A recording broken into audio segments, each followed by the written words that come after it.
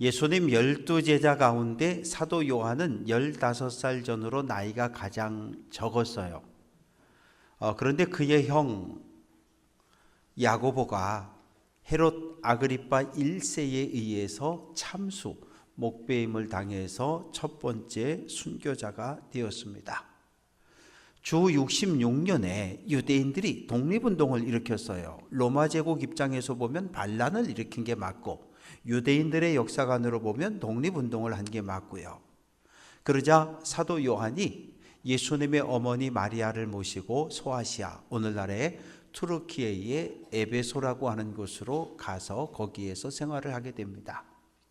주 60년경, 주 90년경 제자들 모두 세상을 떠났고 사도 요한만 남았을 때 이 헬라 지역에 있는 사람들에게 예수가 그리스도다, 예수를 믿으면 구원을 얻는다는 것을 알려줄 목적으로 요한복음을 기록을 했습니다.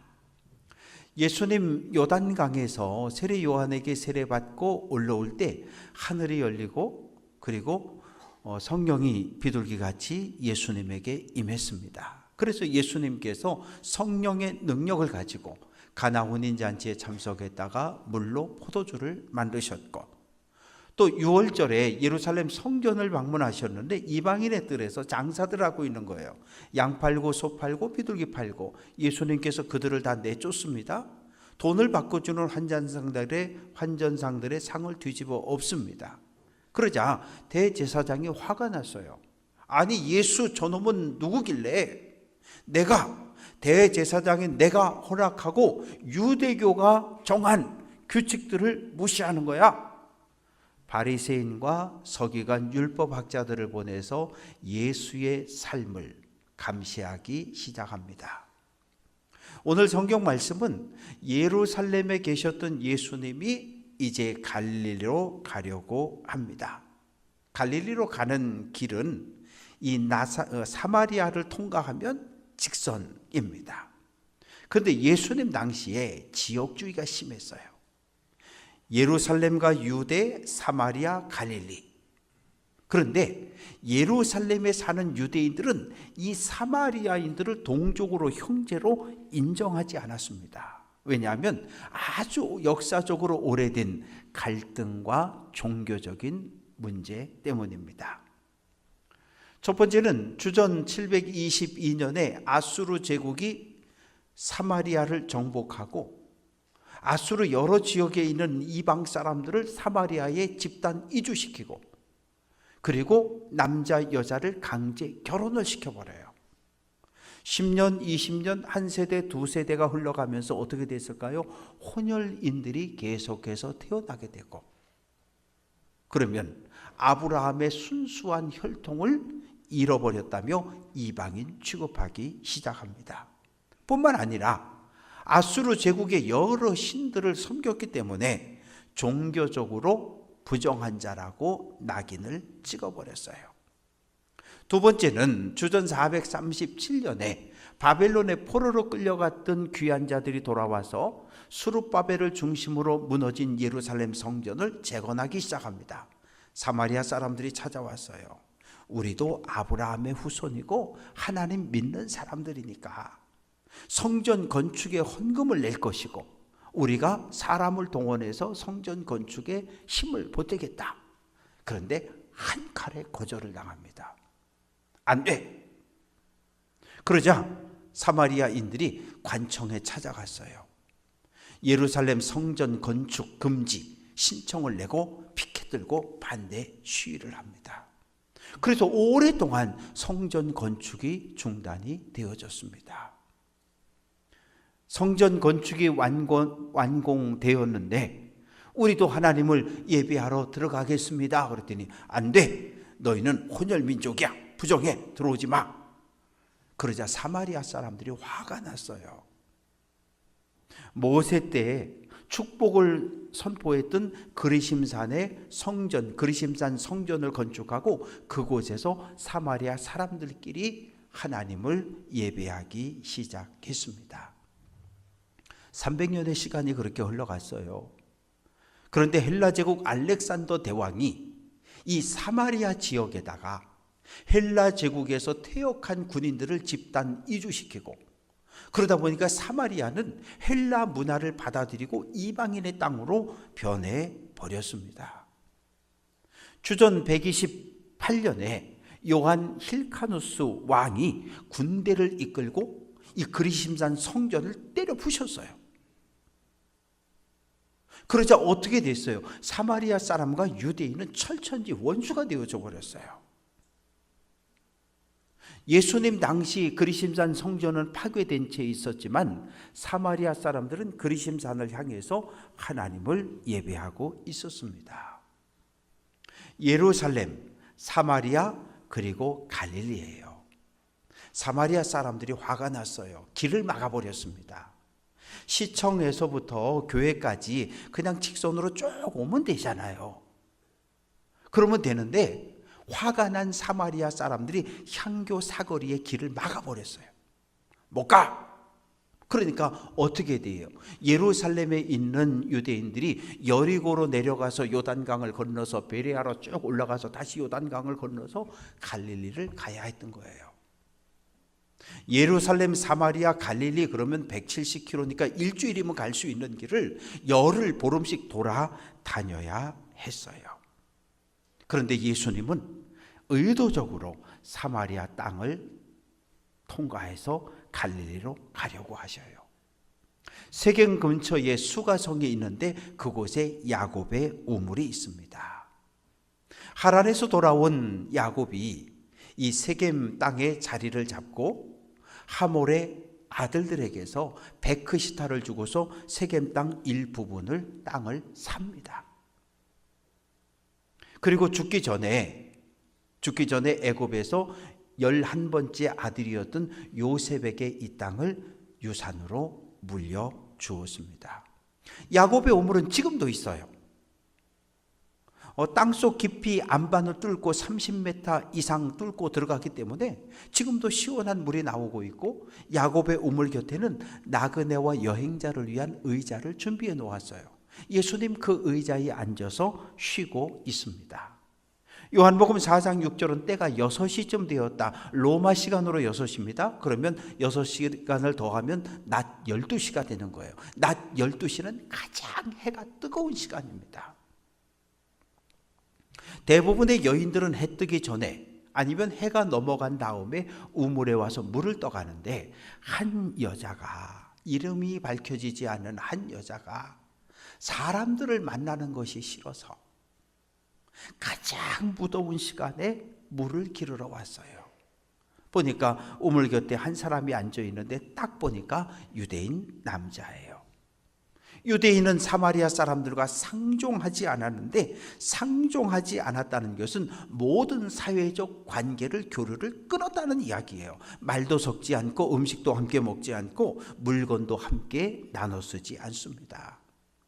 그냥 단순히 사이가 안 좋은 게 아니라 유대인들은 사마리아인들을 이방인들보다 더 부정한 존재로 취급해 버렸어요. 만약 예수님이 두레박을 통해서, 그릇을 통해서 물을 마시면 어떻게 돼요? 그 순간 예수님 율법적으로 부정한 사람이 됩니다. 근데 예수님이 여자에게 물 좀 주세요 라고 말을 건넙니다. 여자가 깜짝 놀라서, 당신은 유대인 남자고 나는 사마리아 여자인데 왜 나한테 물을 달라 그러느냐? 몇 차례 대화가 오고 갑니다. 예수님 갑자기 가서 내 남편을 불러 오라고 그렇게 명령을 해요. 전혀 예상치 못한 예수님의 명령에 여자는 나는 남편이 없습니다 이렇게 대답해요. 가장 뜨거운 이 시간에 물을 길러 온 건 남편 때문이었어요. 우물가에 오기만 하면 동네 여자들이 손가락질을 하며 수근수근거리는 그 꼴 보기 싫어서 아무도 안 오는 시간에 왔어요. 남편의 존재 자체를 부정해버렸어요. 그러자 예수님께서 내가 남편이 없다 하는 말이 옳다 이렇게 말씀하셔요. 예수님은 이 여인이 그동안 어떠한 고통스러운 삶을 살아왔는지 알고 계셨어요. 그래서 왜 거짓말하니? 책망하지 않고 내 말이 옳다고 정확한 대답을 했다고 칭찬을 하십니다. 여자는 그 자리를 떠나고 싶었어요. 더 이상 예수님과 말을 섞고 싶지도 않은데 그 여자의 작게 열린 그 틈 사이로 예수님께서 은혜를 흘려 보내십니다.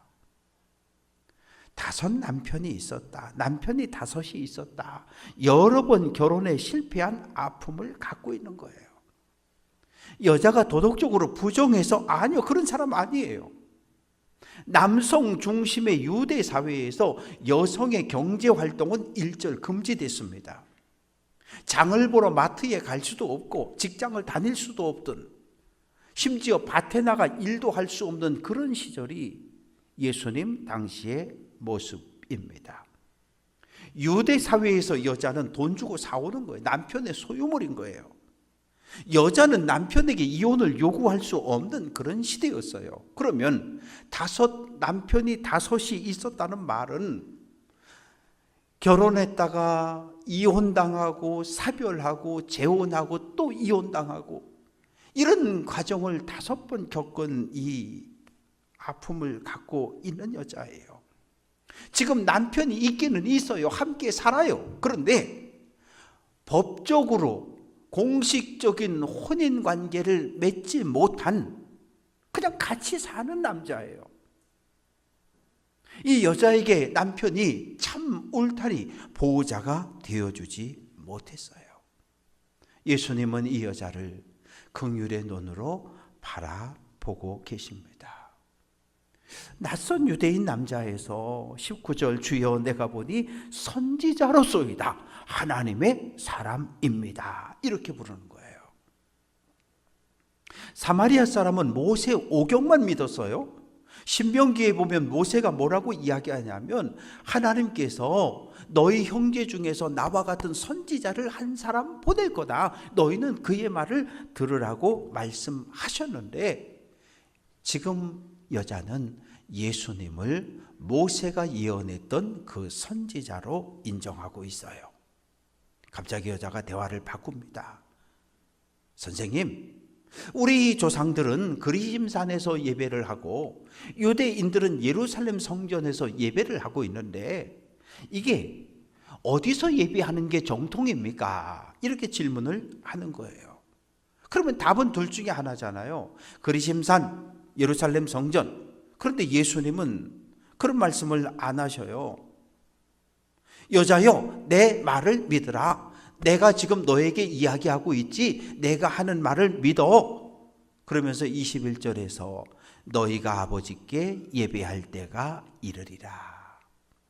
하나님을 아버지라고 부르면서 예수님은 정말 중요한 것은 파괴된 그리심산 성전도 아니고 앞으로 무너질 예루살렘 성전도 아니고 참 성전인 예수님 나를 믿으라는 거예요.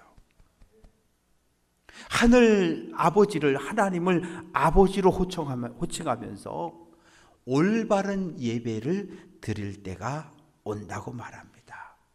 갑자기 예수님이 유대인과 사마리아인을 구분하셔요. 그러면서 자신을 유대인에 포함시킵니다. 22절 너희는 알지 못하는 것을 예배하고 우리는 유대인은 아는 것을 예배한다. 왜 그렇습니까?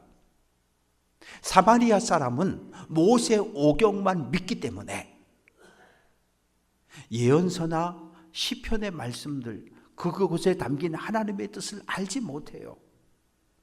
너희는 반쪽만 알고 하나님을 예배하는 거고 유대인인 우리는 하나님을 온전히 알고 예배하고 있다고 알려줍니다. 구원이 유대인에게서 난다고 말합니다. 유대인이 사마리아인보다 훨씬 더 우월하다 그런 이야기 아니에요. 하나님의 구원이 유대인을 통로로 해서 주어진다는 의미입니다. 창세기 49장 10절 규가 유다를 떠나지 아니할 것이다.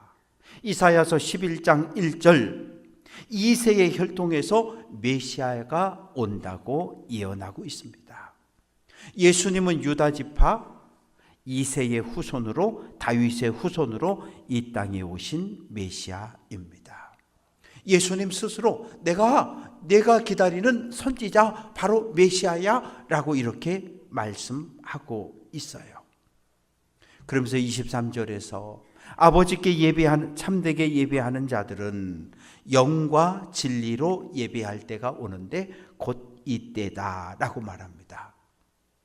참되게 예배하는 자, 우리가 감정이 충만해서 하나님을 예배할 때 있어요. 가족 중에 누군가가 아파요. 수술을 하고 중환자실에 지금 있어요. 생사를 알지 못해요. 그리고 예배당에 왔는데 눈물이 막 쏟아지는 거예요. 찬송을 불러도 말씀을 들어도 눈물이 막 쏟아지는 거예요. 감정으로 충만한 예배를 드릴 수 있어요. 오늘 찬양대가 찬양을 하는데 에이 뭐 박자도 틀리고 음정도 안 맞고 화음도 엉망이고 뭐 이 찬양대가 졌다야 이럴 수 있어요. 그러면 예배가 은혜가 안 되는 거예요. 왜? 찬양대 때문에 뒤에 목사의 설교가 귀에 안 들어오는 거예요. 은혜 못 받았다는 거예요. 그게 뭐예요? 감정으로 충만한 예배예요. 하나님이 보시는 참된 예배는 어떤 모습입니까? 나에게 주어진 환경에 상관없이 하나님이 기뻐 받을 수 있는 예배, 사람의 눈에 좋든지 나쁘든지 상관없이, 찬양대가 찬양을 잘하든지 못하든지 상관없이, 목사님의 설교가 25분 30분 동안 설교를 하는데 딱 1분 한마디가 내 가슴을 찌르면 나는 하나님 앞에 회개할 수 있는 거예요.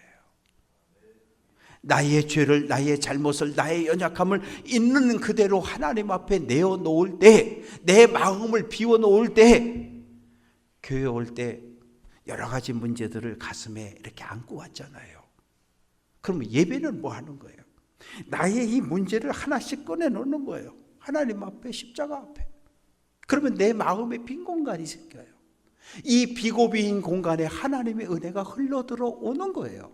말씀으로 들어오고 찬양으로 들어오고 기도로 들어오는 거예요. 그런데 무거운 짐을 가득 안고 왔는데 하나도 안 내려놓고 이러고 있다가 그냥 가요.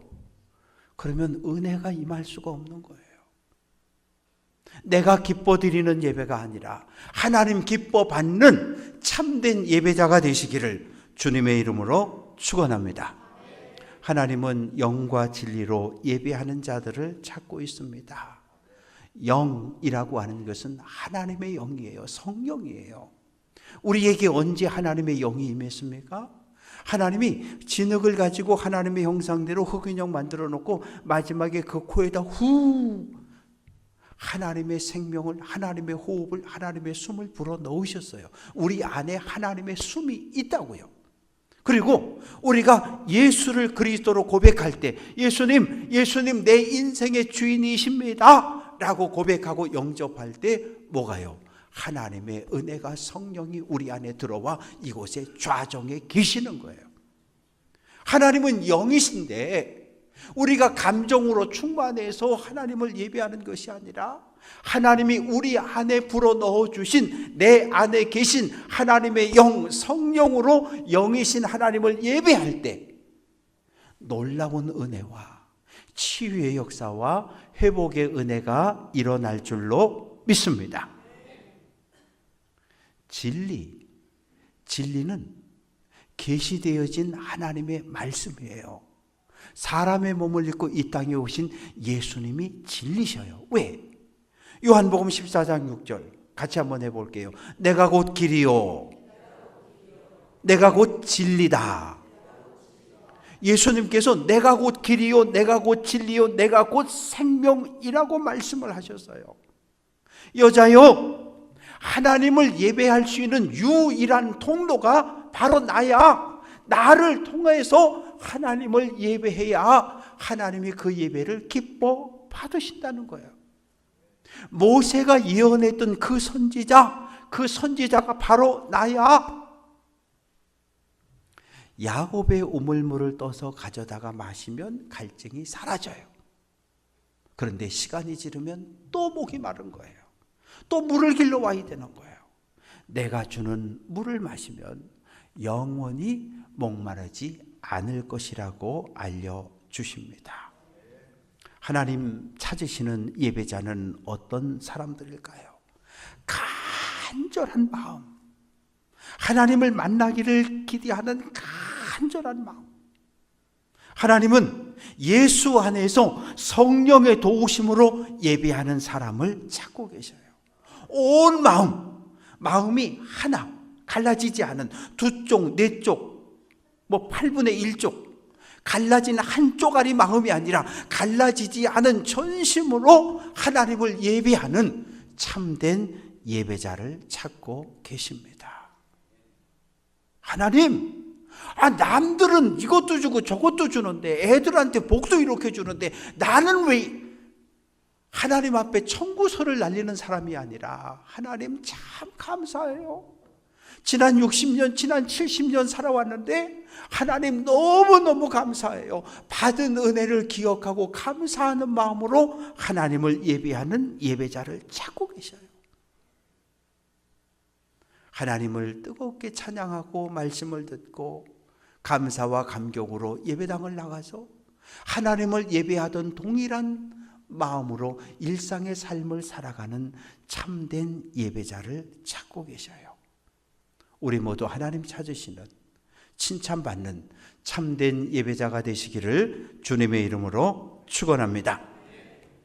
하나님은 영이시라 그랬어요. 영이신 하나님은 춘천제일교회에 가둬둘 수가 없어요. 그리심산 성전에 가둘 수가 없어요. 예루살렘 성전에 가둘 수가 없어요. 하나님은 시간과 공간을 초월해 어디나 계신 분이에요. 다만 우리 눈에 보이지 않을 뿐이지요. 날마다 우리 안에 보내주신 성령을 의지해서 영이신 하나님을 예배하는 참된 예배자 되시기를 주님의 이름으로 축원합니다. 여자의 눈이, 여자의 믿음이 점점점 성장해 가고 있어요. 웬 이름을 모르는 낯선 유대인 남자에서 이제는 선지자였다가 이제는 뭐라 그래요? 메시아, 그리스도로 고백하는 거예요. 기름 부음을 받은 사람.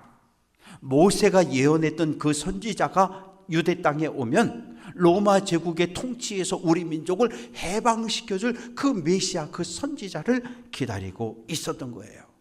그래서 25절에서 메시아가 오면 모든 것을 우리에게 알려줍니다.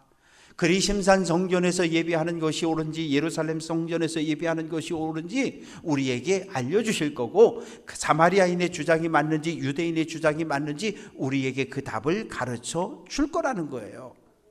그러자 예수님 이야기합니다.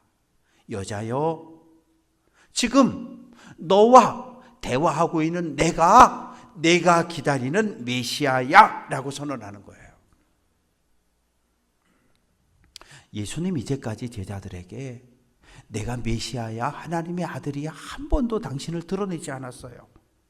유대인이 형제로 인정하지 않는 사마리아 사람에게, 남편 5번의 이혼과 사별의 재혼의 아픔을 안고 살아가는 이 여인에게 놀라운 비밀을 공개합니다.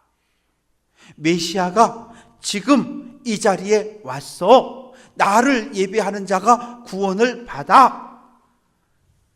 여자는 큰 깨달음을 받았어요. 물동이를 집어던지고 마을로 뛰어가며 외치기 시작합니다. 여러분, 우리 마을에 메시아가 오셨습니다. 모세가 예언한 그 선지자가 오셨다고 달리면서 소리를 칩니다. 사랑하는 성도 여러분, 우리도 사마리아 여자처럼 말할 수 없는 비밀들, 아픔들, 어느 누구에게도 꺼내놓지 못한 아픈 이야기들을 우리가 가슴에 안고 살아갑니다. 내가 해결할 수 있는 건 문제가 아닌데 내가 해결할 수 없어서 문제인 거잖아요. 이 문제를 예배 하나님 앞에 나올 때마다 하나씩 꺼내놓는 성도 되시기를 주님의 이름으로 축원합니다. 내가 하나 꺼내놓으면 그 빈 공간에 하나님이 은혜를 흘려 보내주셔요. 어두운 공간에 하나님이 은혜의 빛을 비춰주셔서 우리 마음속에 어둠이 물러가고 문제가 해결되고 환한 빛으로 우리의 인생을 변화시켜 주십니다. 감정으로 하나님을 예배하지 맙시다. 하나님 찾는 참된 예배자, 예수님 내 인생의 주인으로 고백하고 예수님의 가르침 순종하고 성령의 인도함을 받으며 날마다 하나님을 찬양하고 하나님께 영광 돌려드리는 귀한 예배자들 다 될 수 있기를 주님의 이름으로 축원합니다.